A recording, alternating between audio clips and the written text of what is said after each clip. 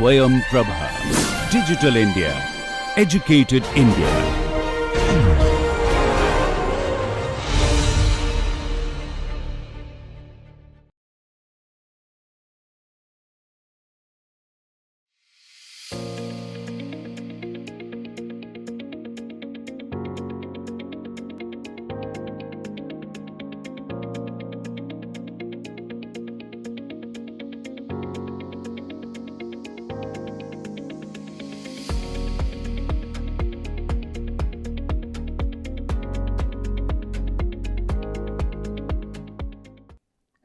Hello and welcome to lecture 51. We are discussing about the transonic compressors. In last lecture we were discussing about how the flow, that's what will be behaving when we are talking about supersonic flow. So here in this case, if we consider, we have discussed, we are talking about the relative velocity component, that is what is going to be supersonic. So this m1, that's what is say relative velocity component, that's what is say supersonic. This is what is my axial velocity component, which may be say subsonic in configuration. At this moment, this is what is subsonic in the case. Now when this flow that will be incident on say aerofoil, this aerofoil, that's what is of sharp edge nature. So here, because of its sharp nature, the shock will get anchored. So this will get anchored here at the leading edge.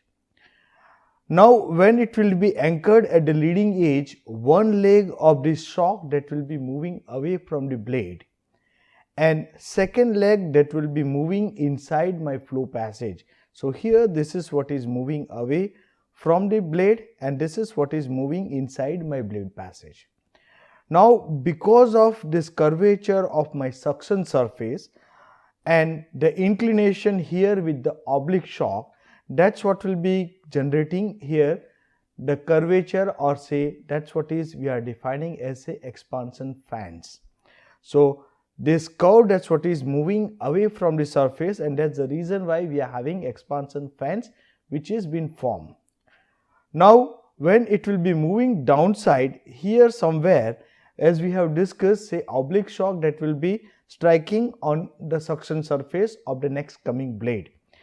Now this is sometimes people they are defining as a passage shock, okay, and this shock is of normal nature, or we can say it's approximately or near to normal shock, and that's the reason why we are having sudden jump of say Mach number from supersonic to subsonic, and that's what is giving me sudden rise of pressure.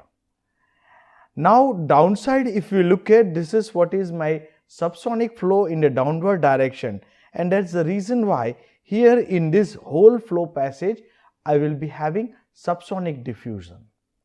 Now in order to understand, this is what is representing how my pressure and total pressure, that's what is varying in axial direction. So we can say here, say once it will be reaching at the shock, we will be having sudden rise of static pressure as well as total pressure. And to our requirement, we can understand we are getting sudden rise in pressure. We can understand we are talking about the pressure rise expected more than 1.4, maybe 1.6, 1.8 or maybe 2. So such kind of diffusion or such kind of pressure rise, that's what we can achieve by having this kind of shock mechanism. So up till now, when we were discussing about the axial flow compressor, we used to say this shock, that's what is creating trouble, and that's the reason we are looking for avoiding the flow to go to say supersonic. Now once people, researchers, they realize this is what can be taken as a benefit, and that's what has attracted the attention towards the development of new aerofoils. And this aerofoil, we can say this is what is called supersonic aerofoil. Here the edge, that's what is sharp edge at the leading edge, the say end, that's what is called say trailing edge, that is also of sharp nature.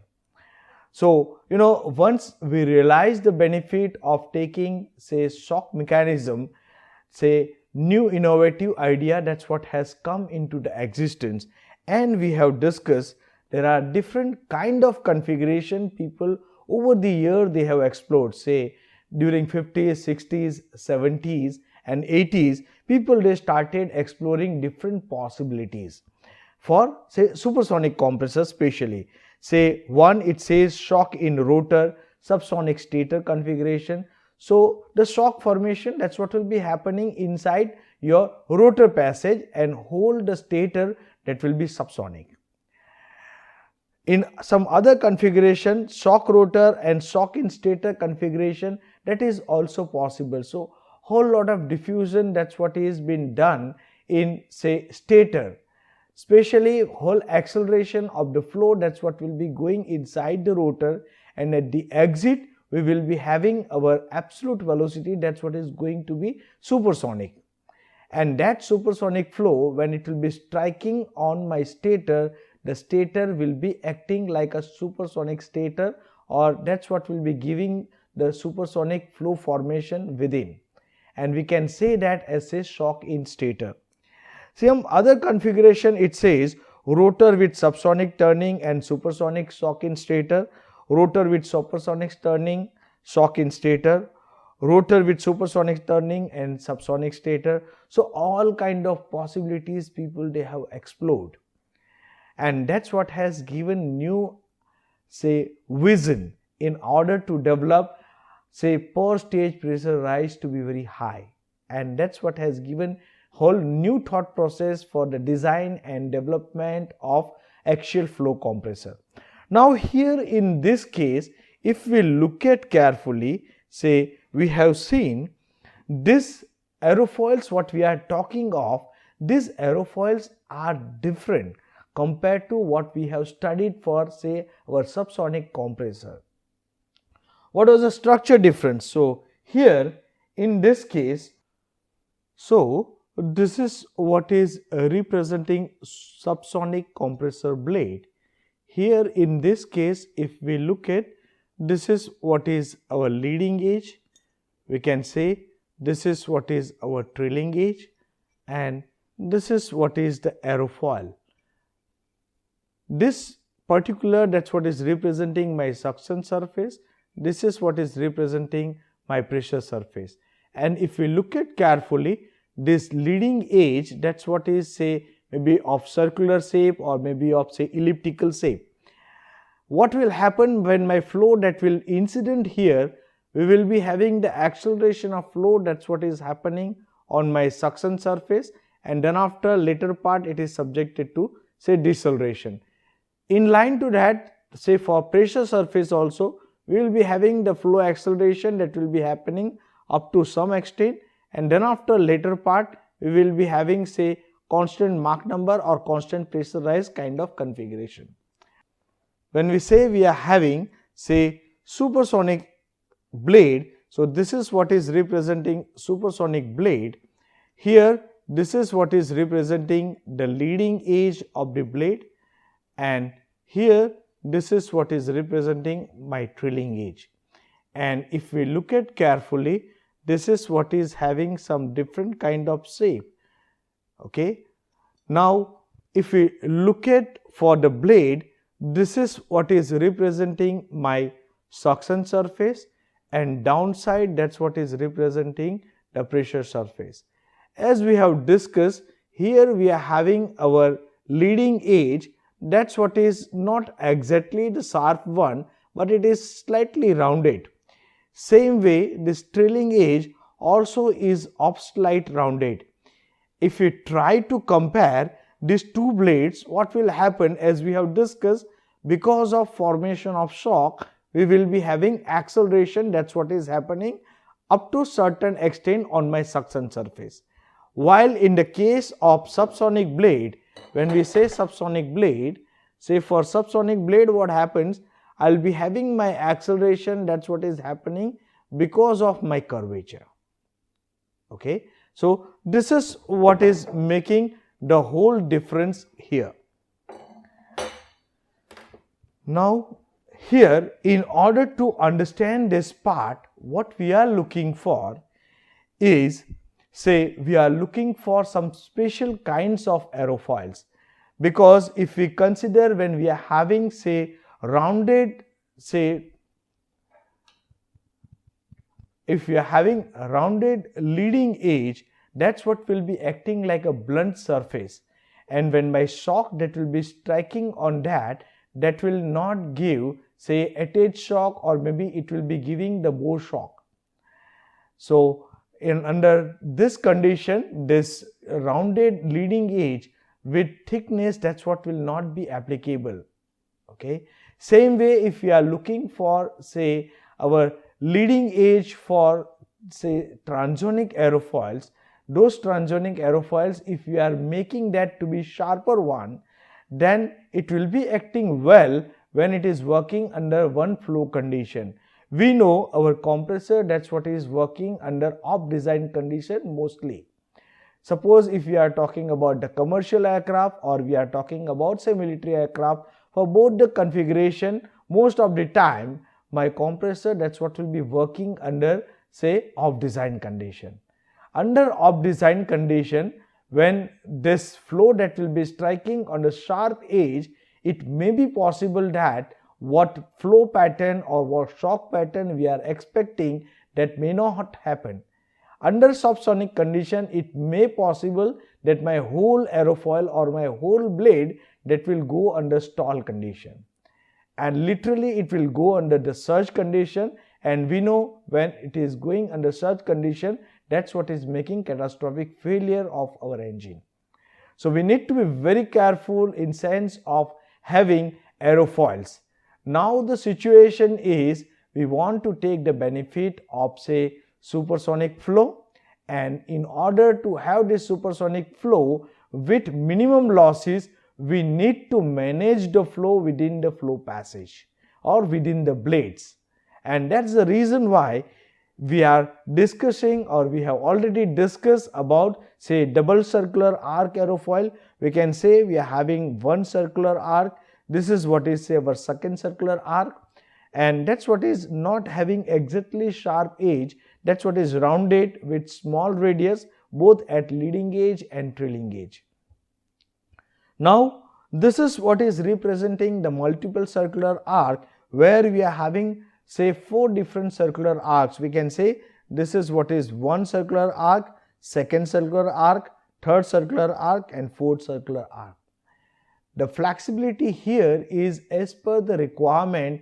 We can change the radius or the curve of suction surface front portion, suction surface rear surface, means maybe towards the leading edge we can modify our flow passage, towards trailing edge also we can modify our passage, and most flexibility, that's what is because of presence of maximum thickness. For double circular arc, this maximum thickness, that's what is placed at say 50% chord, and for multiple circular arc we are having flexibility to move this forward or backward, means towards leading edge or towards the trailing edge, and that's what will be helping us in managing the flow. Now this is what is of one kind of multiple circular arc, that's what is having say straight nature towards the leading edge, and later on that's what will be having say circular shape, say camber line what we have. Similarly, this is what is called shallow type aerofoil, or we can say S type aerofoil. So today we will be discussing in detail what is this DCA aerofoil, MCA aerofoil, S type aerofoil, and how the flow, that's what will be behaving, and that's what will be giving us idea how we need to think as a designer, as an aerodynamist, so that we will be getting what we are expecting for future development of aero engines with per stage pressure rise to be very high. Now here in this case, if we look at, this is what we have seen, we already have discussed, that's what is say NACA 65 aerofoil. So this NACA 65 aerofoil, that's what was developed by say NASA during say 40s, and later on that's what was used for say slightly high subsonic flow, maybe in the range of 0.8. What happens here, when my flow, that's what is moving on the suction surface, somewhere here maybe 40% or 50% of our chord we will be having our flow to be supersonic, because this is what is subjected to the acceleration of the flow, and later on that's what will be giving the deceleration of the flow when it is moving downwards towards the trailing edge.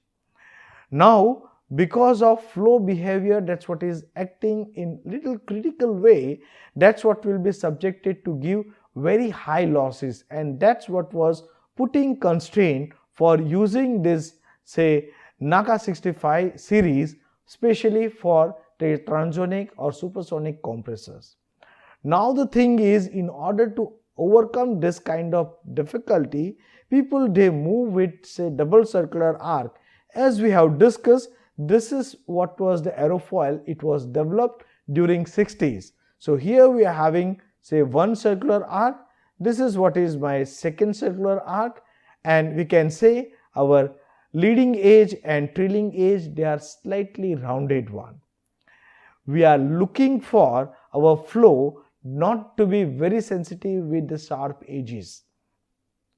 Here in this case, my flow that's what will be behaving nicely on suction surface as per the expectation, and later part also it will be giving say diffusion. So especially for double circular arc, we can say we are having two type of diffusion, that's what is happening. One, that's what is say supersonic diffusion, second that's what we can say as a subsonic diffusion. So it says mostly for low supersonic Mach number of the order of 1.4, my flow that's what will be supersonically accelerated through the series of expansion fans. Then we will be having say normal shock, and then the flow will be subjected to subsonic flow. According to the method what we use, the shock diffusion and supersonic expansion are approximately same.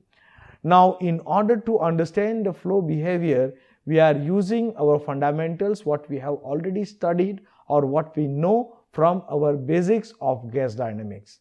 It is preferred just brush up the knowledge of shock formation, we can say oblique shock, normal shock, then just learn how to look at the flow table. That's what will be helping us in sense of understanding the variation of different flow parameters. Now in order to realize what exactly is happening, this is what is computational study which was been reported in open literature. Now here in this case, if you look at, this is what is our leading edge. This leading edge is blunt leading edge, we can say it's a slightly rounded leading edge, and because of presence of this leading edge, we are having the bow shock that's what will be standing in front of our aerofoil.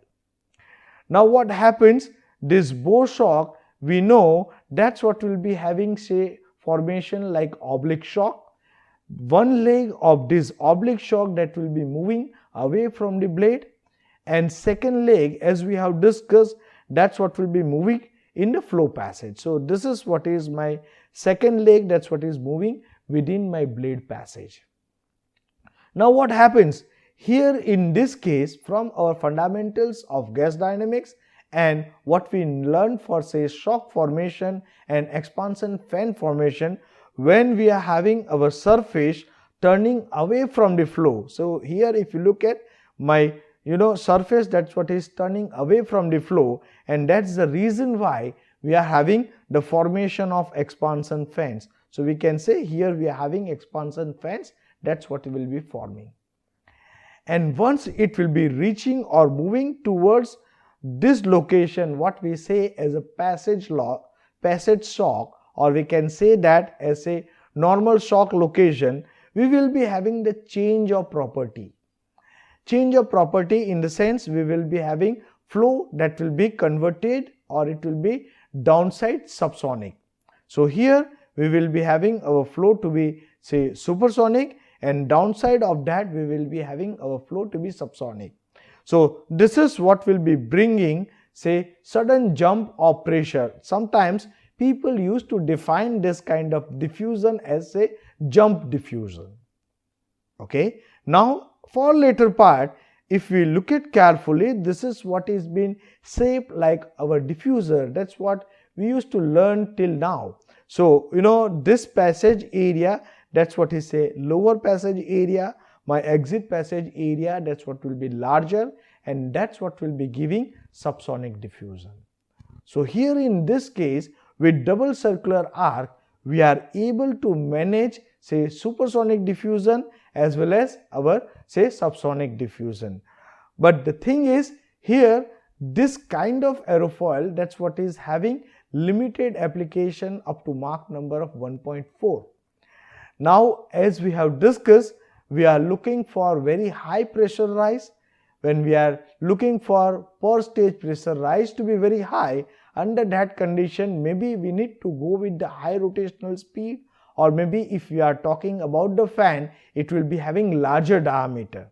Under that condition, it may be possible that we will be having our inlet Mach number that will be in the range of 1.6, 1.8 or maybe 2.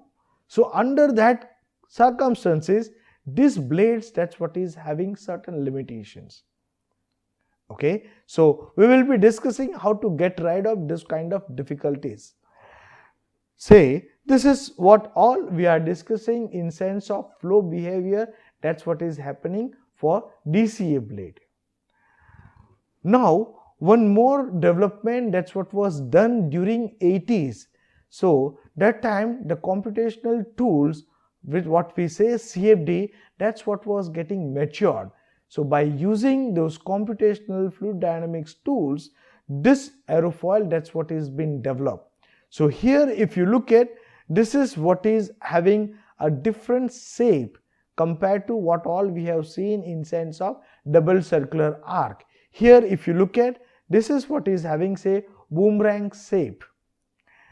Now these aerofoils, that's what has been developed based on the fundamental understanding of supercritical aerofoils.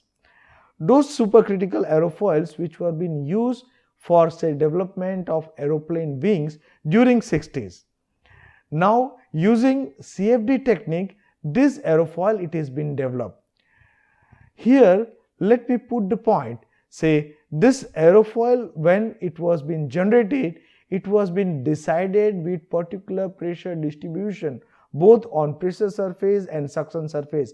We can say as say CP distribution.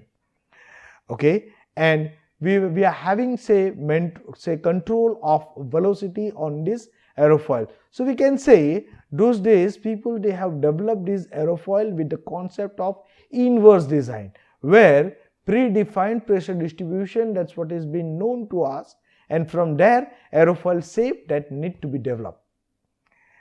Okay, and that's what has given very good idea, a new innovative idea for future development. Now what all aerofoils, what all blades for fans, compressors we are looking at, those all aerofoils they are being developed using the computational tools.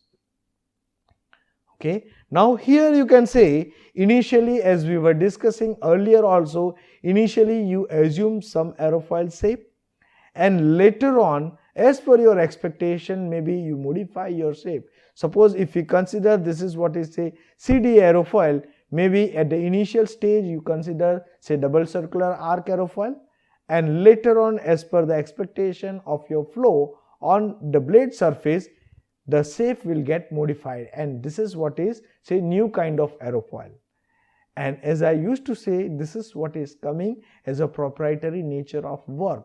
So all engine manufacturing companies, they are having whole lot of database, that's what is already been available with them, and even as on today also they are developing new kind of aerofoils to meet their specific requirement, and those all are of proprietary nature. So this is what is an innovative way of development of blades. If we look at carefully, this blade seems to be wide chord. We can say the length, or we can say chord of this blade, that's what is say large, and that's what will be giving effective diffusion, that's what will be happening on my blade surface. So recent trend, if we recall, we were discussing about some low aspect ratio fans where people they were using wide chord blades. Those wide chord blades they are having this kind of aerofoil to be used. That's what we say controlled diffusion aerofoil. Now let's try to understand what exactly is happening on the flow surface or on the blade surface. So here this is what is representing say CDA aerofoil. Now on the suction surface, if we look at, we will be having the formation of shock on the surface. We can say we will be having whole lot of acceleration. That's what will be happening on the suction surface. It will be reaching the Mach number in the range of 1.3. You can see here. This is what is say nearly 1.3. Now what is the benefit of that? Say they used to say this is what will be avoiding say premature laminar boundary layer separation or transition. That's what is lead to flow separation in the later stage. That's what is giving say formation of profile losses at the end near the trailing edge, and that's what will be increasing the losses. Now in order to avoid that kind of phenomena, this is what is been specially been designed. Now here in the later part, if you are looking at say continuous shock free deceleration, that's what will be happening from this peak Mach number towards the trailing edge. The turbulent boundary layer with low level of say screen friction, and that's what will be avoiding the flow separation to be happen on the trailing edge. Now if we look at what is happening on the pressure surface, there also for initial stage we will be having acceleration, and later part we can say we are having nearly constant subsonic flow on the pressure surface. So this is what is say controlled diffusion kind of aerofoil. So now people they are having this kind of understanding, say detailed flow field study, and based on say computational tool we are able to manage. Basically if we try to look at what we are doing is we are managing our flow between two aerofoils.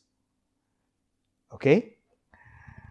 Now after this, say when we are having say Mach number in the range of 1.4, we can say we will move with say DCA, or maybe we can go with say CDA. We are always crazy. We are looking for higher and higher numbers. Suppose if we consider say we are looking for Mach number in the range of 1.6, it may be possible that DCA will not work as per our expectation, because my flow management within the blade passage is very important. That here in this case, this is what is being used for highly staggered blade. So if we look the fans, say high bypass ratio fans near the tip region, mostly where we will be having those blades to be highly staggered. Okay, so we are having our flow, that's what we need to manage in a systematic way. So here if you look at, this is what is representing say multiple circular arc aerofoil, and speciality we can see compared to our double circular arc, here we are having say straight line cambered up to certain distance, and then after that's what is having some curvature. Okay, if we compare with say double circular arc, here in this case we are having say curvature for the suction surface, and at the same time as we have discussed earlier, our maximum thickness location, that's what is somewhat different. So here for double circular arc, my maximum thickness, that's what will be placed at say mid chord. Here in this case we can adjust. Let's see how my flow, that's what will be behaving for multiple circular arc kind of aerofoils. So this is what is representing say multiple circular arc. So these blades are say highly staggered blades, and if we look at carefully, we are having one circular arc, second circular arc, third circular arc, and fourth circular arc. Do not get confused, this is not your double circular arc. Okay. Now what happens, because this is what is say highly staggered, my flow when it will be incident on say blade, it will be subjected to have this kind of bow shock to be formed. in line to what all we have discussed, we will be having formation of shock. One leg, that's what will be moving away from our blade, and second shock or second leg that will be striking on, say, next coming blade. Here, if we try to look at carefully, and if we are comparing our double circular arc, we can say this striking of shock or say presence of passage shock, that's what is more towards the trailing edge. In the case of double circular arc, this passage shock, it was around say 40% of my chord from the leading edge. Here in this case, this is what is striking more towards the trailing edge. Basically what happens, say this curvature for the suction surface, it is been made in such a way that my surface, that is what is turning into the flow, and that's the reason why here we will be having formation of say shock fans. So this is what is say shock fans. They are steady, and if we look at carefully what happens, because of formation of these shock fans, my flow initially will be say supersonic, slowly it will get decelerated. At the time when it will be reaching towards the passage shock, it will be having low subsonic or say low supersonic Mach number in this particular region, and from there it will subjected to normal shock, and downside we will be having say subsonic flow. So we can realize here we are having say a whole lot of diffusion, that's what is happening because of our supersonic flow or supersonic diffusion. Only small extent towards the trailing edge which is responsible for say subsonic diffusion, and that's what we are looking for. Okay, now the benefit of having this kind of normal shock on the trailing edge side, that's what will be giving the reduction in the losses because of flow separation. We can say here there is a sudden jump of pressure, that's what is happening, and because of adverse pressure gradient, it may be possible that my flow will get separated from that region. But because we are having that more away from say my leading edge or towards the trailing edge, and that's the reason why these losses are going low. We can say this is what is not jump diffusion, this is what has been defined as a more distributed distribution or say more distributed say diffusion, that's what is happening on my blade. Now next kind of blade, that's what people they thought of, that's what is say S type or shallow S type of blade. So here if you look at, this is what is representing my multiple circular arc aerofoil. Similar to that, here this say S type aerofoil, that's what is being generated. So here this is what is nearly straight line, we will be having curvature here, and this is what is my trailing edge. Okay, when we are having say Mach number to be in higher range, maybe 1.6 or 1.8, this kind of aerofoil, that's what is being used, and here the flow management, that's what is very important. So most of the diffusion, that's what is happening to be a supersonic diffusion, and in later part we will be having subsonic diffusion. So let's try to understand what exactly is happening. So here in this case, as we have discussed, say this is what is nearly straight line kind of situation, and this is what is having curvature.